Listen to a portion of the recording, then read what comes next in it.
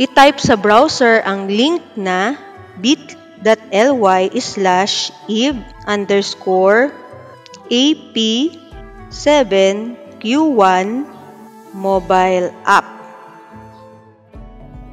Maaring i-download ang APK file na with presentation o ang APK file na reviewer only. Mas malaki ang file size ng may presentation kaysa sa activities only. Okay, i-click ang ellipsis, then download.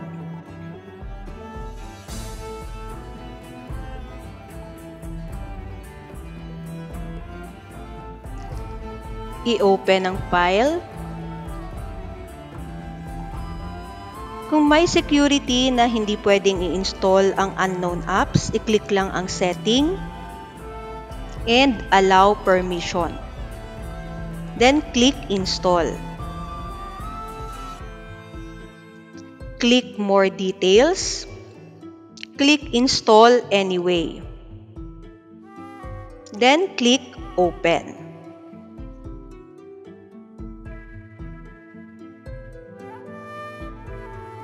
Nandito na lahat ang mga presentation at ang mga activities.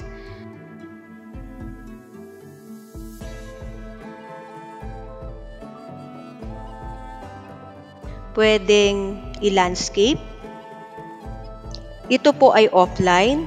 Matapos may download ang file, maaari na pong hindi gumamit ng internet. Pwede rin siyang i-share via ShareIt at Bluetooth. Narito ang mga title. Sa lokasyon ng Timog Silangang Asya, pwedeng i-click ang presentation, pwede ring i-maximize. I-click ang next slide para ma-refresh sa mga naunang aralin. Then i-click ang quiz para sa mga interactive activities. Halimbawa, anong bansa ang may watawat na ganito? Ito ay Thailand. Ito naman ang bansang Myanmar. Okay, mainland o insular Southeast Asia. I-drag lang ang Timor-Leste, Brunei, Thailand, Vietnam, silangan ng Malaysia, kanluran ng Malaysia, Singapore, Cambodia, Myanmar, Indonesia, Laos at Philippines. Pindutin ang check. Ang mga bansang kabilang sa mainland at insular Southeast Asia. And next, ang ating mundo ay binubuo ng 7 kontinente. Ang Asya ay mula sa salitang Aegean na Asu. Ang Pilipinas ay kabilang sa Timog Silangang Asya, partikular sa subrehiyon na insular.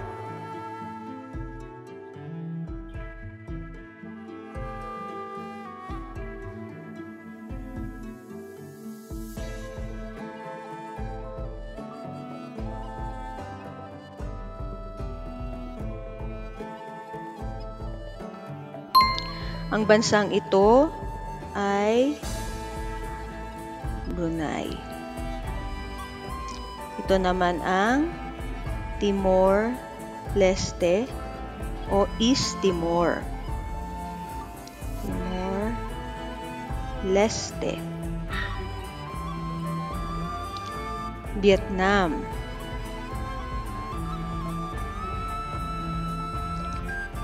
Ang Asya ang pinakamalaking kontinente sa mundo. Ito ay Indonesia. Ito naman ang flag ng Cambodia. Philippines o Pilipinas. Singapore.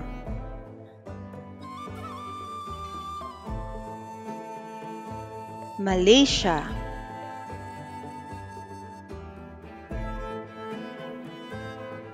Nahahati ang Asya sa 5 rehiyon. Lao.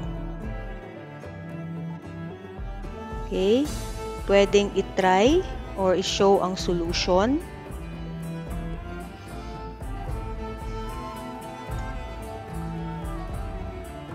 Then, pwede na uling pumunta sa iba pang presentation. Ang pisikal na katangian ng Timog Silangang Asya.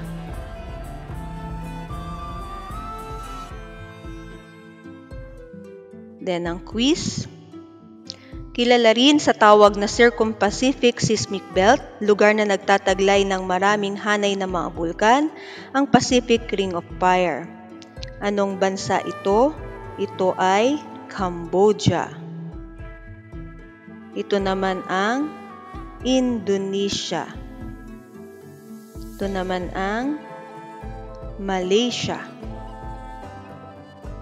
Tinaguri ang Mother of Waters, nagmumula ito sa China at dumadaloy sa 5 bansa sa Timog Silangang Asya: Myanmar, Laos, Thailand, Cambodia at Vietnam.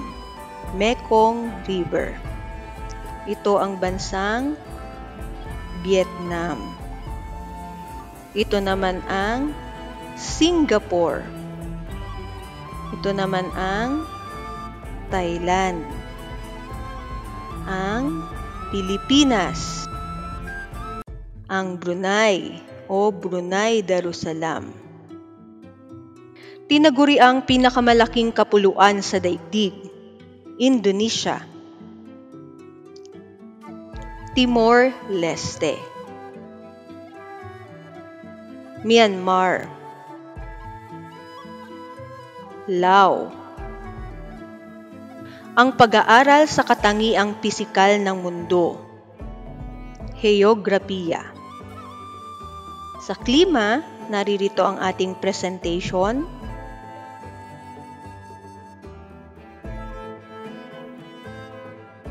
Vegetasyon sa Timog Silangang Asya. Para sa quiz, tropical rainforest. Ito ang mga hanging nagtataglay ng ulan, monsoon, tundra, or treeless mountain tract. Ito ay tumutukoy sa taas ng isang pook o lupain mula sea level o kapantayan ng dagat, altitude. Tumutukoy sa kalagayan ng atmosfera ng isang lupain sa loob ng mahabang panahon. Klima. Ang mga lupaing matatagpuan malapit sa equator, tulad ng Timog Silangang Asya, ay nagtataglay ng klimang tropikal. Sabana. Pinaghalong damuhan at puno. Ito ang mga hangin mula sa hilagang silangan o northeast monsoon. Amihan. Steppe. Taiga. Ang mga klima na nasa mataas na latitude ay may klimang polar, gitnang latitude mahalumigmig o temperate, at ang mababang latitude ay may klimang tropical. Prairie. Ito ang distansya mula sa hilaga o timog ng Ecuador na nasusukat sa degree, latitude. Likas na yaman ng Timog Silangang Asya.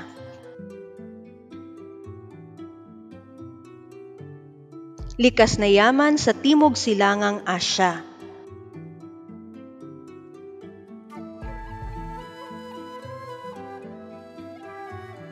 Ito po ay offline once na downloaded na. Non-renewable resources. Ang Timog Silangang Asya ay mayroong malawak na katubigan kung saan matatagpuan ang iba't ibang uri ng isda at shellfish.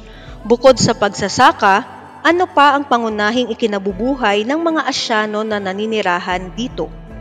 Pangingisda. Abiotic. Liwanag. renewable at non-renewable resources. Alin sa mga sumusunod ang naglalarawan sa taglay ng likas na yaman ng Timog Silangang Asya? Ang Timog Silangang Asya ay nagtataglay ng malalawak na kagubatan. Malaki ang bahaging ginagampanan ng likas na yaman sa pamumuhay ng mga tao. Mas higit na napaunlad ng tao ang antas ng pamumuhay at natutugunan ang pangunahing pangangailangan. Kung kayo ang mag-iisip ng pamamaraan, ano ang inyong gagawin upang higit na mapakinabangan ang likas na yaman at makatulong sa pag-unlad ng ating bansa? Gagamitin ng wasto ang mga likas na yaman upang makatugon sa pangangailangan ng tao. Renewable resources. Mahalagang produkto ang dagta ng rubber tree. Anong bansa sa Timog Silangang Asya ang pangunahing producer ng rubber sa buong daigdig? Thailand. Ang Pilipinas ay isa sa mga bansa sa Timog Silangang Asya na sagana sa yamang likas.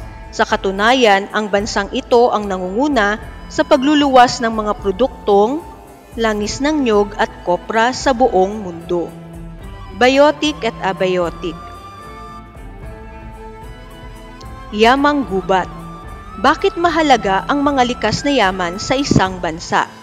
Sapagkat ang likas na yaman ang tumutustos sa mga pangangailangan ng mamamayan at ang likas na yaman ang pinagkukunan ng mga hilaw na materyales. Sagana sa likas na yaman ang rehiyon ng Timog Silangang Asya dahil na rin sa tropikal na klimang nararanasan dito. Maliban sa isang bansa nito na maliit lamang ang lupang agrikultural, ngunit nagsisilbing sentro ng kalakalan at komersyo ng rehiyon. Alin sa sumusunod ang bansang iyon? Singapore. Anong bansa sa rehiyon ng Timog Silangang Asya matatagpuan ang pinakamaraming puno ng teak? Myanmar. Biotic. Ang mga ilog sa Timog Silangang Asya ay pinagtatayuan ng mga dam na maaaring pagkunan ng kuryente na tinatawag na hydroelectricity. Likas na yaman ng ilang bansa sa Timog Silangang Asya. Mayaman sa likas na yaman ang mga bansa sa Timog Silangang Asya. Bilang Asyano, paano mo maipakikita ang pangangalaga sa yamang likas na ipinagkaloob ng Diyos sa atin? Makikiisa sa mga gawain na may layuning pangalagaan ng kapaligiran at likas na yaman. Sasali sa mga organisasyon sa barangay na tumutulong sa pangangalaga ng likas na yaman. At susunod sa mga pinaiiral na batas na may kaugnayan sa pangangalaga sa kapaligiran. Implikasyon at hamon sa likaskayang pag-unlad. Mga hamon sa likaskayang pag-unlad. Quiz. Pagdami ng deposito ng banlik na dala ng umaagos na tubig sa isang lugar. Siltation. Ang mga likas na yaman ay nagbibigay ng pagkain mula sa pagsasaka, agrikultura, pagtangkilik ng produktong Pilipino. Maliit na bansa ngunit mayaman ang ekonomiya ng bansang Brunei. Mahigit sa kalahati ng taunang kita nito ay nagmumula sa pagluluwas ng krudo, petrolyo at natural gas. Ekonomiya. Pagtatapon ng basura sa kung saan. Pagtupad sa mga gawaing makabayan, paggamit ng tao ng teknolohiya upang baguhin ang kakayahan ng lupa, panahanan. Karamihan ay gumagamit ng mga makabagong makinarya upang mapalaki ang kanilang produksyon. Agrikultura. Pagresiklo ng lumang kagamitan. Sa pagdami ng tao ay patuloy din ang pagdami ng nangangailangan ng pananahanan. Panahanan. Pagkaubos at pagkawala ng mga punong kahoy sa mga gubat, deforestation. Kayarian o estrukturang gawa ng tao kung saan namumuhay ang mga ito, panahanan. Kilala ang Thailand bilang pinakamalaking producer ng rubber sa buong daigdig, ekonomiya. Ang mga magsasaka at mangingisda sa Timog Silangang Asya ay karaniwang nakatira sa bahay kubo, panahanan. Ang likas kayang pag-unlad o sustainable development ay tumutukoy sa pagtugon sa pangangailangan at mithiin ng tao ng may pagsasaalang-alang sa kakayahan ng susunod na henerasyon na makamit din ang kanilang mga pangangailangan. Sa likas na yaman nagmumula ang mga hilaw na materyales at mga produktong iniluluwas ng mga bansa. Ekonomiya. Ito ay tumutukoy sa mga gawain na may kaugnayan sa produksyon ng halaman at hayop kasama na ang paglilinang ng lupa. Agrikultura. Libo-libong tao ang nakiisa sa tinatawag na Earth Hour upang mabawasan ang pagtaas ng katamtamang temperatura sa daigdig, alin sa sumusunod na mga suliraning pangkapaligiran ang nais tugunan ng pahayag. Global warming. Sanhi ng dinoflagellates na lumulutang sa ibabaw ng dagat. Red tide. Pagbibigay alam sa mga kinauukulan, ang bilang ng plaka ng mga sasakyang nagbubuga ng maitim na usok na nagdudulot ng polusyon sa hangin. Tinitingnan kung nakasarang maigi ang gripo ng tubig kung hindi ito ginagamit. Timbang na ugnayan sa pagitan ng mga bagay na may buhay at ang kanilang kapaligiran. Ecological balance. Isang katotohanan na ang populasyon ay lumalaki, ngunit ang lupa ay hindi, kung kaya't ang ilan ay sinasagawa ang land conversion o pagpapalit gamit ng lupa. Panahanan. Ang sumusunod ay mga dahilan kung bakit patuloy na nababawasan ang natural na ekosistema sa kasalukuyan, maliban sa pagtatanim ng halaman. Pakikiisa sa mga programa laban sa walang habas na pagputol ng mga puno. Pagputol ng halaman sa parke. Pakikinig ng husto sa mga guro kapag tinatalakay ang mga aralin tungkol sa kalikasan. Binubuo ng mga gawain ng tao, pamayanan at institusyon na may kaugnayan sa paglikha, pamamahagi, palitan at pagkonsumo ng mga produkto at serbisyo. Ekonomiya. Pangangalaga sa kapaligiran. Isa itong komunidad ng mga buhay na organismo at di-buhay na bagay sa kanilang kapaligiran na nakikipag-ugnayan sa isa't isa bilang isang sistema. Ekosistema. Tirahan ng mga hayop at iba pang mga bagay. Habitat. Ang mga likas na yaman ay nagpapataas ng antas ng pambansang kita ng isang bansa kung malilinang ito ng tama. Ekonomiya. Ito ay tumutukoy sa balanseng ugnayan sa pagitan ng mga bagay na may buhay at kanilang kapaligiran. Ecological balance. Ang pagdami ng subdivision ay magreresulta sa unti-unting pagkawasak ng tirahan ng mga hayop. Panahanan. Ito ay tumutukoy sa pagkaubos at pagkawala ng mga puno sa gubat. Deforestation. Ang likas na yaman ay halos nauubos na dahil sa patuloy na pagkuha ng mga hilaw na materyales. Ekonomiya. Heograpiyang pantao ng Timog Silangang Asya. Wika.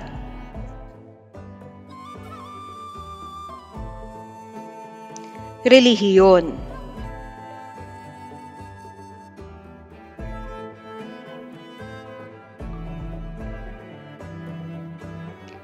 Lahi at pangkat etniko.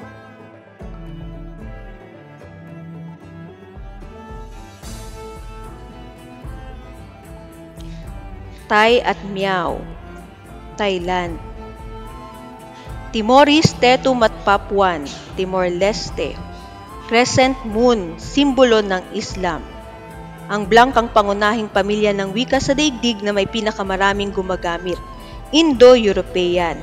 Nirvana, pinakalayunin sa buhay ng mga Budista. Vishnu, pinaniniwalaan ng mga Hindu na tagapangalaga. Anong Yu ang pangkat etniko na naninirahan sa mataas na lugar o kabundukan gaya ng Mangyan sa Pilipinas at Karen sa Thailand?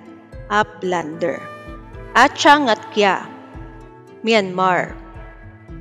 Ang mahalagang papel na ginagampanan ng wika sa tao ay susi ng pagkakaintindihan. Kristo Jesus, ang kanyang buhay at mga turo ang pinagbatayan ng Kristyanismo. Cebuano, Bicolano at Mangyan, Pilipinas. Quran, ang banal na aklat ng mga Muslim. Psalm, haligi ng Islam na nangangahulugang pag-aayuno. Singaporeans, Singapore.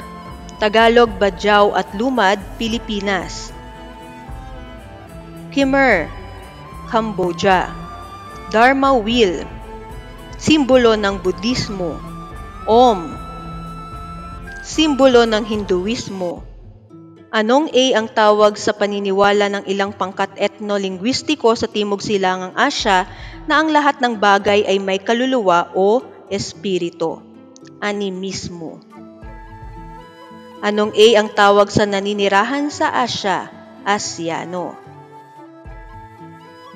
Brahma, pinaniniwalaan ng mga Hindu na tagapaglikha ng universe. Biblia, banal na aklat ng mga Kristiyano. Kin o Viet, Vietnam. Saklaw ng pag-aaral ng heograpiyang pantao ang lahi, relihiyon, pangkat etniko at wika. Ganges River, pinakabanal na lugar sa relihiyong Hinduismo.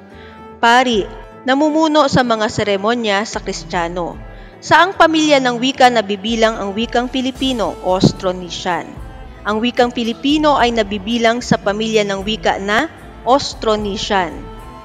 Relihiyon ng mga Hudyo o mga Israelita, Judaismo. Kaninong simbolo ito? Kristyanismo. Pinakabata sa mga pangunahing relihiyon sa buong mundo, Islam. Star of David, simbolo ng relihiyong Hudaismo. Itinuturing na kaluluwa at nagbibigay pagkakakilanlan o identidad ng isang pangkat ang wika. Ilang pamilya ng wika ang mayroon sa buong daigdig ayon sa Ethnologue 16th edition, 147. Burman, Karen at Shan, Myanmar. Kaninong simbolo ito? Islam. Laolum at Laoteng, Lao. Mahayana Buddhism, kinikilala bilang Diyos si Buddha. Anong I ang tumutukoy sa pangkat ng mga tao sa isang bansa na magkakaparehong wika, kultura at etnisidad? Etno-linguistiko. Monoteismo, paniniwala sa iisang Diyos. Javanese, Sundanese at Balinese, Indonesia. Nilikha ang daan sa katotohanan o Four Noble Truths at patungo sa katotohanan o Eightfold Path, Budismo. Torah, banal na aklat ng Hudaismo. Laosong, Lao. Sumusunod sa mga turo at aral tungkol kay Hesukristo at Biblia ang batayang aklat, Kristyanismo. Santo Papa, pinakamataas na pinuno ng simbahang Katolika. Rabbi, nangunguna sa pagsamba sa mga Hudyo. Alin sa sumusunod ang hindi batayan sa paghahati ng mga tao sa mga pangkat? Yaman. Vedas, ang banal na kasulatan ng mga Hindu. Kaninong simbolo ito? Hinduismo. Bruneians, Brunei. Sumasamba sa iisang Diyos at Veda ang kanilang mahalagang kasulatan. Hinduismo. Kaninong simbolo ito? Budismo. Synagogue, pook sambahan ng mga Hudyo.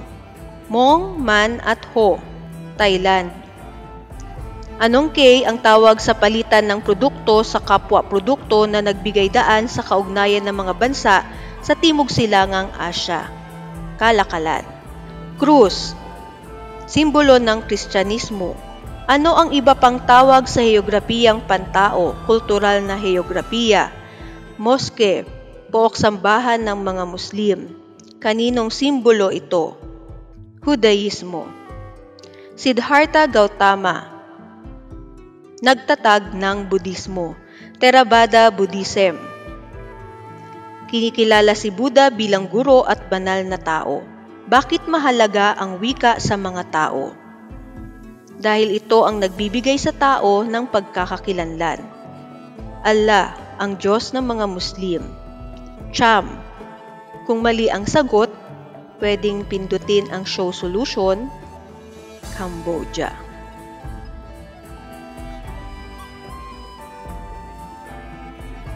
Sinaunang lipunan at pagbabago sa pamilyang Asyano.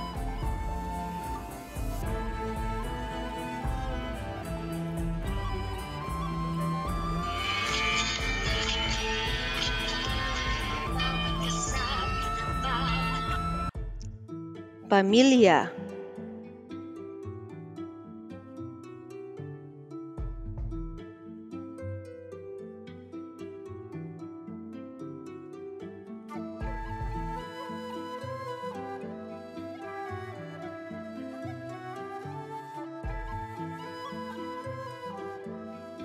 Presentation.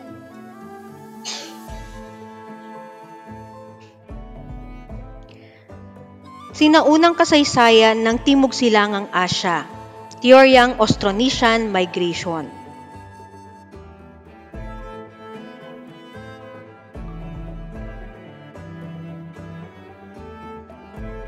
Sinaunang kasaysayan ng Timog Silangang Asya, Island Origin Hypothesis. Peopling of Mainland Southeast Asia.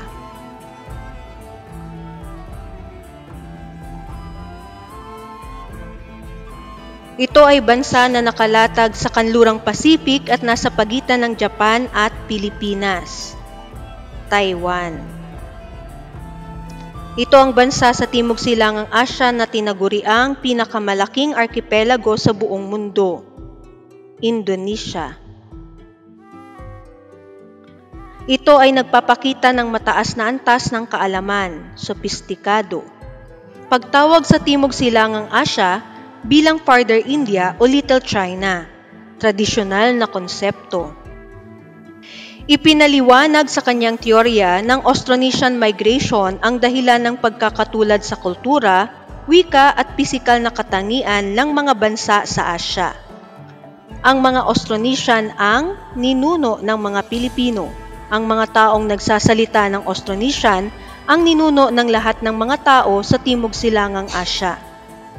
Ang mainland Southeast Asia ay binubuo ng mga bansang Pilipinas, Indonesia, Malaysia, Brunei, Singapore at East Timor. Mali.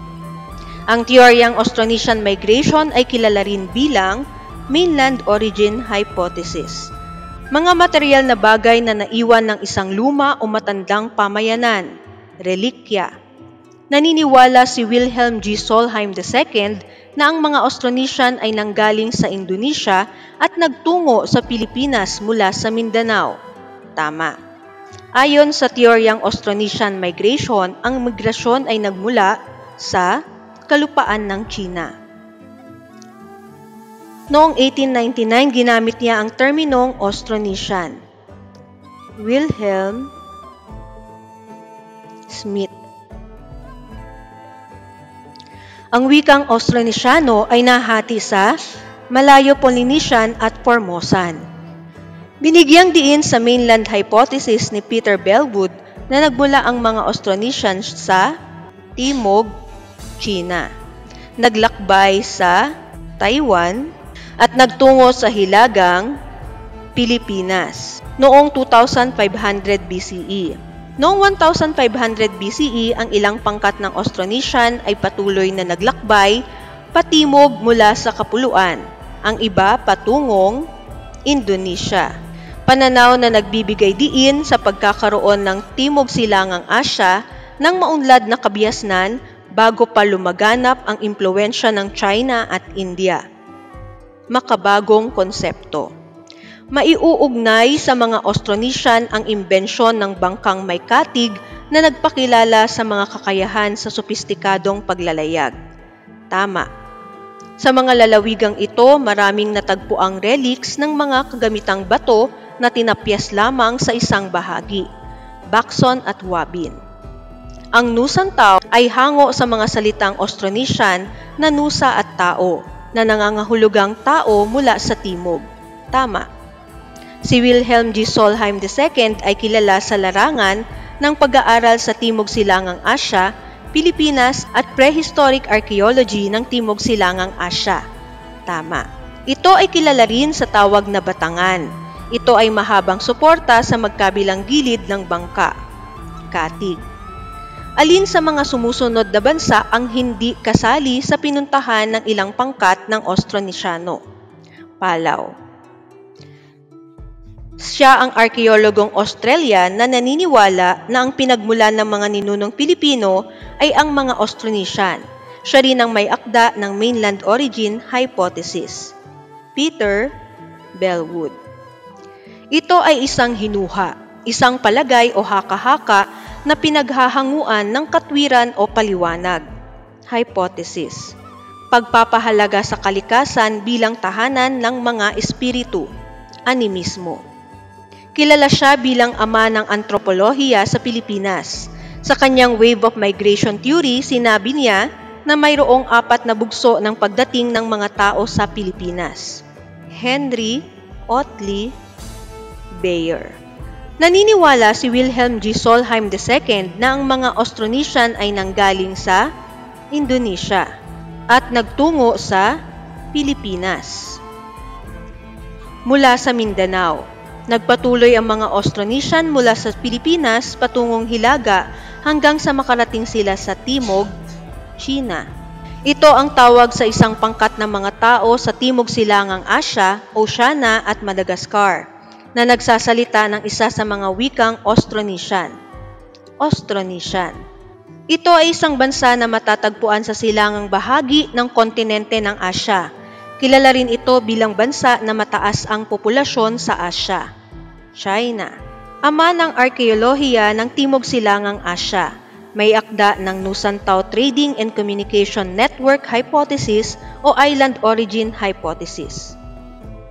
Wilhelm Solheim II.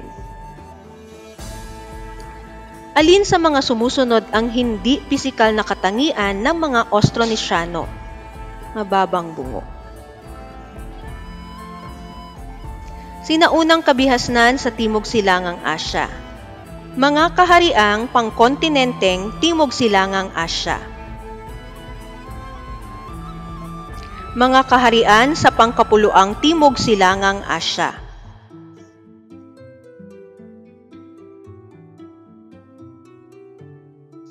Quiz.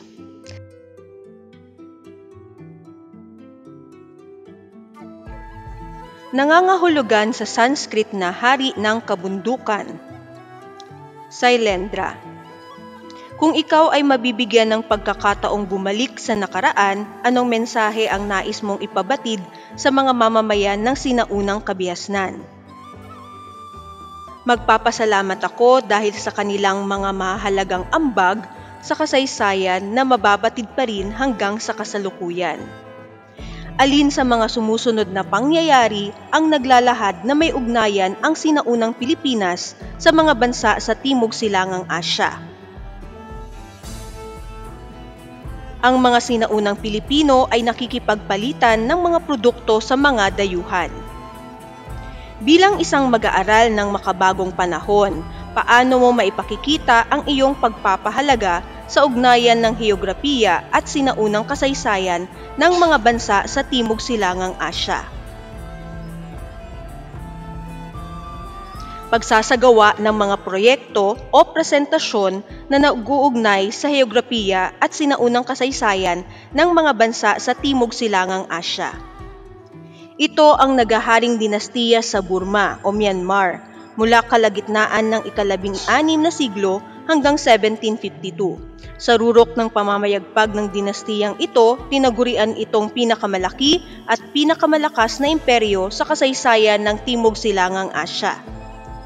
Tonggo.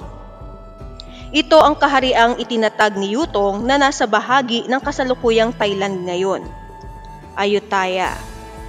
Alin sa mga sumusunod na pahayag ang naglalarawan sa heograpiya ng Timog Silangang Asya? May matabang lupa ang mga kapatagan habang ang ibang lugar naman ay latian at matubig. 16 na taon siya nang matalo ng Majapahit ang Srivijaya sa kanyang pamumuno noong 1350. Hayam Wuruk. Alin sa mga sumusunod na pahayag ang naglalahad ng kaugnayan ng heograpiya sa pag-unlad ng mga sinaunang kabihasnan ng Timog Silangang Asya? Ang mga ilog, dagat at karagatan ay nagsilbing mga pangunahing daanan para pangangalakal at pandarayuhan. Ang heograpiya ng isang lugar ay mahalagang isaalang-alang sa pagtatag ng isang kabihasnan. Ang pahayag na ito ay tama dahil ito ay may malaking papel na ginagampanan upang mabuhay ang mga mamamayan at umunlad ang kabihasnan.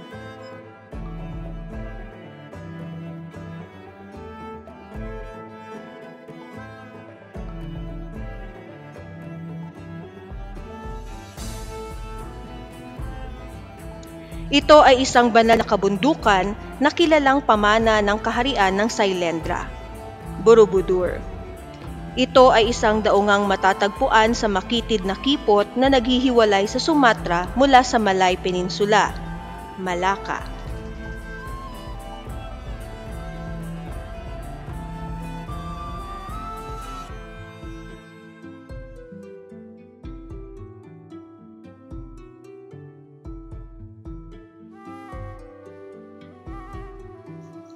Ano-anong mga bansa ang may mahalagang impluwensya sa mga sinaunang kabihasnan sa Timog Silangang Asya, China at India?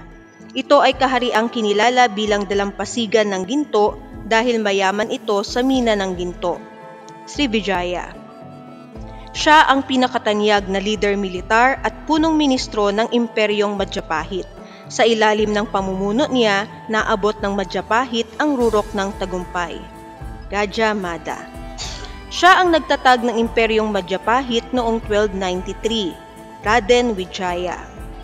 Alin sa mga sumusunod ang nagbigay daan sa pagkakaroon ng ugnayan sa pagitan ng sinaunang kabihasnan ng Pilipinas at mga bansa sa Timog Silangang Asya, China at India? Pangangalakal at pandarayuhan. Ayon sa kanya, mainam na manatili muna sa Srivijaya ang mga peregrinong Buddhist o Buddhist pilgrims bago tumuloy sa India. Yijing. Namayagpag ang kahariang ito sa timog at gitnang bahagi ng Vietnam. Nakipagkalakalan ang mga tao rito sa mga Indian kung kaya't kumalat ang impluwensyang Indian. Makikita ito sa pagkalat ng wikang Sanskrit at relihiyong Hindu at Buddhist. Champa. Sa lahat ng kahariang tumanggap at nag-angkop ng impluwensyang Indian, ang imperyong ito ang maituturing na pinakatanyag. Ang naging sentro nito ay Cambodia. Sakop nito ang bahagi ng Thailand, Laos at Timog Vietnam. Angkor Khmer. Nangangahulugan nitong pamamahalang pangkaragatan o rule of the sea, thalassocracy. Mahalagang tingnan na may sariling pagkakakilanlan ang rehiyon ng Timog Silangang Asya dahil sa pag-angkop ng mga impluwensyang mula sa mga dakilang sibilisasyon ng India at China. Alin sa mga sumusunod na pahayag ang sumusuporta rito? Naging mahalagang salik ang impluwensya ng China at India sa pagkakakilanlan ng Timog Silangang Asya. Itinatag ang kahariang ito sa katimugan ng kasalukuyang Cambodia bandang 100 CE. Ibinigay sa mga pinuno nito ang katayuang banal o divine status bilang hari ng kabundukan. Hunan. Kung ikaw ay isang Pilipinong namuhay sa sinaunang kabihasnan, paano mo mapapanatili ang ugnayan ng Pilipinas sa mga bansa sa Timog Silangang Asya? Pagpapalakas ng kalakalan sa pamamagitan ng diplomasya sa pagitan ng mga bansa sa Timog Silangang Asya. Siya ang nagtatag ng kauna-unahang sultanato sa Sulu. Siya rin ang tinaguriang kauna-unahang sultan sa Pilipinas, Abu Bakar.